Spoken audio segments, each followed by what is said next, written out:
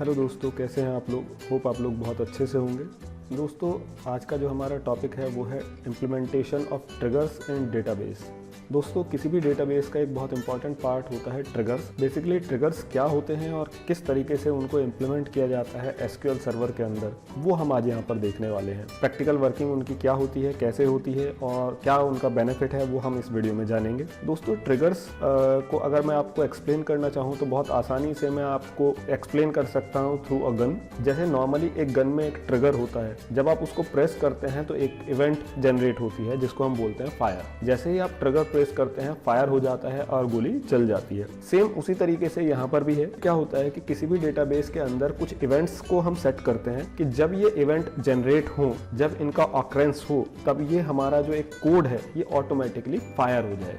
Triggers को अगर हम सिंप्लीफाई करें तो बहुत आसानी से हम समझ सकते हैं कैसे। सपोज कीजिए दोस्तों कि आपके डेटाबेस में कोई भी इवेंट फायर होती है। जैसे आप डेटाबेस में कोई रिकॉर्ड इंसर्ट कर रहे हैं, आप कोई डेटाबेस में रिकॉर्ड डिलीट कर रहे हैं या आप कोई अपडेशन कर रहे हैं। दोस्तों, ये सभी इवेंट्स हैं। अगर आप चाहते हैं कि इन इवेंट्स के जनरेट होने पर आपका कोई particular piece of code automatically execute हो जाए तो वो काम आप ट्रिगर्स से करते हैं। दोस्तों, प्रोग्रामिंग के अंदर ट्रिगर्स उसी तरीके से काम करते हैं जैसे कि काम करते हैं फंक्शंस और प्रोसीजर्स। फंक्शंस और प्रोसीजर्स के मुकाबले ट्रिगर्स में जो डिफरेंस है मेन, वो कुछ मैं आपको बता देता हूँ। नॉर्मली जो फंक्शंस और ट्रिगर्स हैं उनमें जो डिफरेंस है, वो ट्रिगर्स को आप मैनुअली कॉल नहीं कर सकते, जबकि फंक्शंस को या प्रोसीजर्स को आप मैनुअली कॉल कर सकते हैं। ट्रिगर्स जो है आप इवेंट्स सेट करते हैं और उन इवेंट्स पर ऑटोमेटिकली फायर होते हैं। सेकंड डिफरेंस इज जो प्रोसीजर हैं या जो फंक्शंस हैं उनमें आप पैरामीटर्स पास कर सकते हैं, जबकि ट्रिगर्स में आप कोई भी पैरामीटर्स पास नहीं कर सकते। दोस्तों, इसके अलावा बाकी सारी चीज़ें ऑलमोस्ट सेम हैं। जैसे आपके प्रोसीजर्स या फंक्शंस चलते हैं डेटाबेस के अंदर, सेम उसी तरीके से आप यूज़ कर सकते हैं ट्रिगर्स को। जैसे कोई कोड आप अपने प्रोसीजर में या फंक्शन के अंदर देते हैं और वो पूरा piece of code automatically execute हो जाता है उस फंक्शन या प्रोसीजर को कॉल करने पर, उसी तरीके से ट्रिगर्स में भी आप कोड दे सकते हैं जो ऑटोमेटिकली एग्जीक्यूट हो जाएगा उस ट्रिगर के फायर होने पर। दोस्तों, आई होप आप ट्रिगर्स को काफ़ी अच्छे तरीके से समझ चुके होंगे। अब आइए देखते हैं कि इसको प्रैक्टिकली कैसे इंप्लीमेंट करते हैं एसक्यूएल सर्वर के अंदर। इसके लिए हम चलते हैं एसक्यूएल सर्वर में और स्टार्ट कर लेते हैं एसक्यूएल सर्वर मैनेजमेंट स्टूडियो। दोस्तों, अगर आपको एसक्यूएल सर्वर को इंस्टॉल और सेटअप करने में कोई प्रॉब्लम है तो हमने इसके ऊपर वीडियो बनाया हुआ है जिसमें हमने पूरा प्रोसेस बताया है कि कैसे आप एसक्यूएल सर्वर को डाउनलोड, इंस्टॉल और सेटअप कर सकते हैं। उस वीडियो का लिंक आपको डिस्क्रिप्शन बॉक्स में मिल जाएगा, वहाँ जाकर आप उस वीडियो को चेक कर सकते हैं। दोस्तों, अब हम लॉगिन कर लेते हैं अपने एसक्यूएल सर्वर को। दोस्तों, आप कौन सा डेटाबेस सर्वर यूज़ करना प्रेफर करते हैं हमें ज़रूर बताइए। अगर आप एसक्यूएल सर्वर यूज़ करते हैं या कोई और डेटाबेस सर्वर यूज़ करते हैं तो नीचे कमेंट बॉक्स में हमें ज़रूर बताएं कि आप कौन सा डेटाबेस सर्वर यूज़ करना प्रेफर करते हैं। तो दोस्तों, यहाँ पर आप देखेंगे कि हमारे लेफ्ट साइड में डेटाबेसेस की लिस्ट आ चुकी है। यहाँ पर मैंने पहले से ही एक टेस्ट डेटाबेस बनाया हुआ है जिसके अंदर 2 टेबल बनाई हुई हैं, स्टूडेंट्स और मार्क्स। मैं आपको इनके अंदर क्या क्या डेटा है वो भी दिखा देता हूँ। मैं ले लेता हूँ सेलेक्ट स्टार फ्रॉम स्टूडेंट्स। आप देख सकते हैं कि यहाँ पर हमारे कुछ स्टूडेंट्स की लिस्ट आ चुकी है इस टेबल में। दूसरी टेबल है हमारी सेलेक्ट स्टार फ्रॉम मार्क्स। दोस्तों, इस टेबल में इन स्टूडेंट्स के मार्क्स दिए गए हैं। दोस्तों, सपोज कीजिए मैं ये चाहता हूँ कि अगर यहाँ पर कोई भी स्टूडेंट का नाम यहाँ से हम डिलीट करें एक टेबल से, तो ऑटोमेटिकली उसके जो मार्क्स हैं वो भी डिलीट हो जाए अपने आप। इस चीज़ को इम्प्लीमेंट करने के लिए हम यहाँ पर ट्रिगर्स का यूज़ करेंगे। आइए देखते हैं कि कैसे हम एक ट्रिगर को क्रिएट करेंगे और किस तरीके से अपने काम को हम पूरा करेंगे। इसके लिए हमें एक ट्रिगर बनाना होगा। दोस्तों, ट्रिगर को बनाने के लिए हम यहाँ पर यूज़ करेंगे क्रिएट कमांड का। मैं ले लेता हूँ क्रिएट ट्रिगर। अब हम देंगे ट्रिगर का नाम, जो भी हम नाम देना चाहते हैं ट्रिगर को आइडेंटिफिकेशन के लिए, वो हम यहाँ पर दे सकते हैं। मैं ले लेता हूँ STU डिलीट। मैंने यहाँ पर नाम दे दिया है STU डिलीट। अब हमें इसको बताना होगा कि ये ट्रिगर हम किस टेबल पर इम्प्लीमेंट करना चाहते हैं। तो मैं यहाँ पर ले लेता हूँ ऑन। टेबल का नाम है हमारे स्टूडेंट्स, जिसके ऊपर हम ये बनाना चाहते हैं जिससे स्टूडेंट टेबल में कोई भी रिकॉर्ड डिलीट होने पर हमारा जो मार्क्स टेबल है उसमें से भी रिकॉर्ड ऑटोमेटिकली डिलीट हो जाए। फॉर। अब फॉर के बाद एक इम्पॉर्टेंट कीवर्ड आता है जो ये बताता है कि ये इंसर्ट के ऊपर चलेगा ट्रिगर, अपडेट के ऊपर चलेगा या फिर डिलीट के ऊपर चलेगा। तो मैं यहाँ पर ले लेता हूँ फॉर डिलीट। हमने यहाँ पर स्पेसिफाई किया है कि हमारा जो कीवर्ड है वो डिलीट है, यानी कि ये जो ट्रिगर है ये रन करेगा डिलीट इवेंट के फायर होने पर। इसके बाद हम अपना देंगे कोड। एज। इसके बाद हम नॉर्मली जो हमारा कोड है वो हम दे सकते हैं। इसको आप दो तरीके से दे सकते हैं, एक तो सिंगल लाइन कोड या ब्लॉक ऑफ कोड। अगर आप सिंगल लाइन दे रहे हैं तो आप सीधे सीधे भी कोई भी कमांड यहाँ पर दे सकते हैं एज के आगे। जैसे मैं दे देता हूँ डिलीट फ्रॉम मार्क्स, क्योंकि हमें मार्क्स टेबल में से डेटा डिलीट करना है। दोस्तों इसके बाद हम देंगे अपनी कंडीशन। अगर स्टूडेंट्स टेबल में से कोई भी रिकॉर्ड डिलीट होता है तो मे बी पॉसिबल एक सिंगल रिकॉर्ड डिलीट हो और may be possible multiple record delete हो। तो हमें यहाँ पर कंडीशन स्पेसिफाई करनी होगी, क्योंकि हमें पर्टिकुलर वो स्टूडेंट्स का डेटा डिलीट करना है जो स्टूडेंट टेबल से डिलीट हुए हैं। तो यहाँ पर हम लेंगे delete from marks where STUID in. अब STUID हमें कहाँ से मिलेगी जो डिलीटेड है? दोस्तों SQL सर्वर के अंदर जब भी आप कोई ट्रिगर बनाते हैं तो वहाँ पर आपको दो इंपॉर्टेंट टेबल्स मिलती हैं। पहली है इंसर्टेड और दूसरी है डिलीटेड। ये दोनों टेबल वर्चुअल टेबल होती हैं। ये SQL सर्वर में डायरेक्ट सर्च करने पर आपको कहीं नहीं मिलेंगी।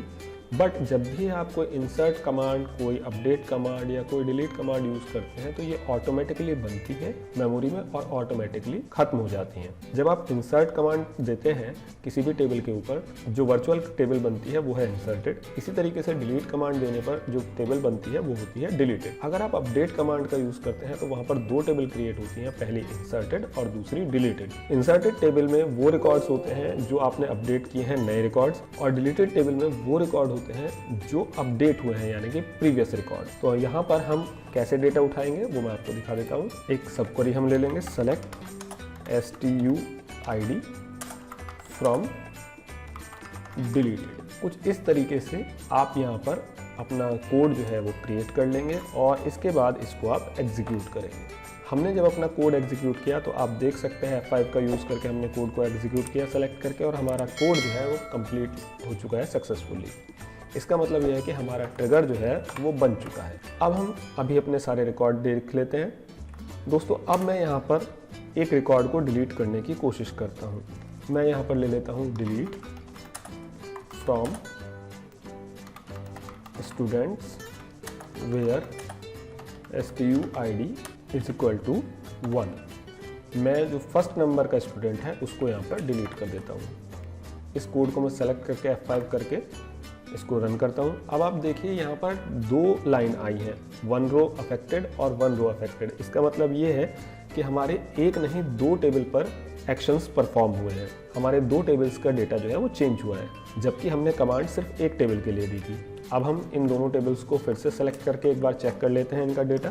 दोस्तों आप देख सकते हैं कि एक नंबर का जो स्टूडेंट था जिसकी STUID 1 थी, वो दोनों ही टेबल से रिमूव हो चुका है और आपका ये जो काम है ये किया है हमारे ट्रिगर ने। तो अब आप समझ गए होंगे कि ट्रिगर किस तरीके से काम करता है। सेम इसी तरीके से ट्रिगर को आप यूज़ कर सकते हैं इंसर्ट कमांड के साथ भी या अपडेट कमांड के साथ भी, डिपेंड करता है आपको क्या कोड चाहिए। एग्जाम्पल के तौर पर मैं यहाँ पर एक और टेबल क्रिएट करता हूँ और इस टेबल का नाम है स्टूडेंट लॉग। इस स्टूडेंट लॉग टेबल में मैं ये चाहता हूँ कि जो भी मेरे स्टूडेंट इंसर्ट किए जा रहे हैं या डिलीट किए जा रहे हैं स्टूडेंट्स टेबल से, उनका एक लॉग क्रिएट होता रहे टाइम स्टैम्प के साथ। तो मैं यहाँ पर इसमें कॉलम्स ले लेता हूँ। मैं ले लेता हूँ STU टाइम स्टैम्प और इसको मैं दे देता हूँ डेट टाइम टाइप। दूसरा कॉलम मैं यहाँ पर दे देता हूँ लॉग, इसका डेट टाइम में ले लेता हूँ वेरिएबल कैरेक्टर और 100 लेंथ में मैं इसको ले लेता हूँ। दोस्तों ये टेबल मैं क्रिएट कर लेता हूँ। टेबल बन चुकी है, देख लेते हैं उसको भी एक बार।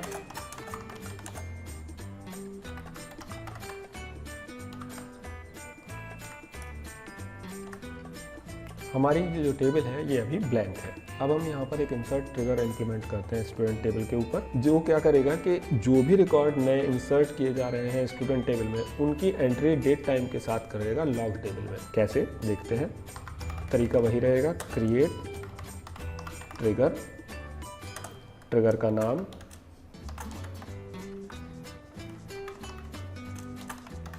मैंने नाम दिया है स्टूडेंट के लिए STU insert log on students, table का नाम फॉर इंसर्ट एज। अब हम यहाँ पर क्वेरी देंगे अपनी या कोड देंगे अपना, एज इंसर्ट इनटू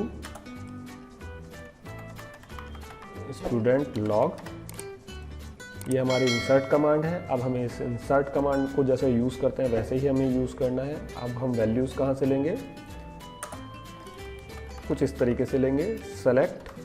दोस्तों मैंने यहाँ पर अभी आपके सामने सब क्वेरीज यूज़ की हैं, पहले भी और अभी भी कर रहा हूँ। अगर आपको इन सब क्वेरीज के बारे में नॉलेज नहीं है और आप जानना चाहते हैं कि ये कैसे इंप्लीमेंट की जाती हैं, तो आप नीचे हमें कमेंट बॉक्स में बता सकते हैं, हम उसके लिए आपको एक सेपरेट वीडियो बनाकर दे देंगे। इसके अलावा भी आपका कोई क्वेश्चन है एसक्यूएल सर्वर से रिलेटेड तो आप नीचे पूछ सकते हैं कमेंट बॉक्स में, हम पूरी कोशिश करेंगे उसका आंसर करने की। तो अब हम यहाँ पर वापस आ जाते हैं, सेलेक्ट। दोस्तों टाइम स्टैम्प कॉलम के लिए हम यहाँ पर लेंगे गेट डेट, जो ऑटोमेटिकली यहाँ से अपने आप डेट और टाइम उठा लेगा, करंट डेट टाइम। इसके बाद लॉग के लिए हम क्या लेंगे, लॉग के लिए हम यहाँ पर लेंगे STUID और उसे कॉन्कैटिनेट कर देंगे हम स्टूडेंट के नेम के साथ। कैसे, plus STU name from inserted. दोस्तों इस क्वेरी में एक चीज़ जो देखने वाली है वो ये है कि स्टूडेंट आईडी जो है हमारा वो इंटीजर है, जबकि स्टूडेंट नेम जो है वो वेरिएबल कैरेक्टर है। तो इसलिए इन्हें आपस में कॉन्कैटिनेट करने के लिए हमें इनका डेटा टाइप सेम करना होगा। तो हम यहाँ पर यूज़ कर लेते हैं cast student ID as variable character, जिससे दोनों का डेटा टाइप सेम हो जाए और ये कॉन्कैटिनेट हो पाए। साथ ही इनके बीच में एक स्पेस दे देते हैं, ये डिनोट करने के लिए कि ये दोनों अलग अलग कॉलम्स हैं। दोस्तों हमारी कमांड पूरी हो चुकी है। अब इसको सेलेक्ट करके हम F5 का यूज़ करके इसको रन कर लेते हैं और आप देख सकते हैं कि हमारी कमांड कंप्लीट हो चुकी है सक्सेसफुली। इसका मतलब हमारा जो ट्रिगर है वो इम्प्लीमेंट हो चुका है। आइए अब इसकी वर्किंग देख लेते हैं। इसको मैं यहाँ से हटा देता हूँ कमांड को। अभी आप देखेंगे तो हमारी जो दो टेबल हैं उनमें पहले वाला ही डेटा है और जो तीसरी टेबल हमने अभी क्रिएट की है वो ब्लैंक है, उसमें कोई भी डेटा नहीं है। अब हम यहाँ पर कोशिश करते हैं एक नया रो इंसर्ट करने की स्टूडेंट टेबल्स के अंदर। कैसे करेंगे आइए देखते हैं। यहाँ पर हम नया रो इंसर्ट करते हैं इंसर्ट कमांड का यूज़ करके, इंसर्ट इनटू स्टूडेंट्स वैल्यूज़, और यहाँ पर पहले कॉलम के लिए हम वैल्यू स्पेसिफाई कर देते हैं 5 इंटीजर में। दूसरा कॉलम है हमारा स्टूडेंट नेम का, तो यहाँ पर हम दे देते हैं सपोज राहुल गिरी। फादर्स नेम के लिए हम सपोज दे देते हैं महेश गिरी।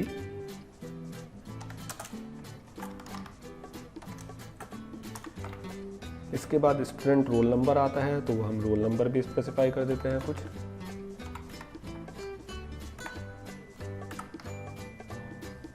और इसके बाद हम यहाँ पर स्टूडेंट्स की क्लास भी दे देते हैं और इस कमांड को अब हम यहाँ पर एग्जीक्यूट कर देते हैं। आप देख सकते हैं कि यहाँ पर हमने सिर्फ एक रो इंसर्ट किया है बट 2 रो इंसर्टेड दिखा रहा है, पहला पहली टेबल के लिए और दूसरा दूसरी टेबल के लिए। आइए देखते हैं क्या इफेक्ट हुआ है हमारी टेबल्स पर। उनको एक बार सेलेक्ट करके एग्जीक्यूट कर लेते हैं। अब आप देख सकते हैं ऑटोमेटिकली यहाँ पर एक रो इंसर्ट हो गई है। हमारी टेबल जो थी उसमें हमने इंसर्ट की थी एक रो, ये 5 नंबर राहुल गिरी, और डेट टाइम के साथ यहाँ पर टाइम स्टैम्प के साथ लॉग इसका क्रिएट हो चुका है। आप देख सकते हैं टाइम स्टैम्प आ गया है, आज का डेट आ चुका है और उसके अलावा यहाँ पर जो लॉग हमने स्पेसिफाई किया था वो आ चुका है। तो दोस्तों इस तरीके से आपका जो ट्रिगर्स हैं वो वर्क करते हैं, चाहे आप ये डिलीटेड के लिए यूज़ करें या आप ये इंसर्टेड के लिए यूज़ करें। दोस्तों अभी तक हमने डिलीट ट्रिगर यूज़ किया, हमने इंसर्ट ट्रिगर यूज़ किया, अब हम यूज़ करते हैं अपडेट ट्रिगर। और अपडेट ट्रिगर के साथ साथ हम आपको दिखाएंगे कि मल्टीपल लाइन का कोड आप कैसे एग्जीक्यूट करेंगे ट्रिगर में। दोनों चीज़ें हम देखते हैं कैसे होती हैं। इसके लिए हम एक नया ट्रिगर बनाते हैं, क्रिएट ट्रिगर। मैं नाम दे देता हूँ STU update on students for update. ये हमारा नया कीवर्ड है अपडेट। इसके बाद हम लेंगे एज, यहाँ से थोड़ा सा चेंज होता है। अब हम लेंगे बिगिन और एंड। बिगिन और एंड हमें ये बता रहे हैं कि हमारा जो कोड है वो इन दोनों लाइन के बीच में आएगा। नंबर ऑफ लाइंस हम यहाँ पर स्पेसिफाई कर सकते हैं। हम एसक्यूएल सर्वर के अंदर 2 वेरिएबल डिक्लेयर कर लेते हैं। वो कैसे, declare @ old name variable character ले लेते हैं हम, और इसके अलावा डिक्लेयर न्यू नेम, ये भी हमारा वेरिएबल कैरेक्टर होगा। इसके अलावा यहाँ पर हम ले लेते हैं डिक्लेयर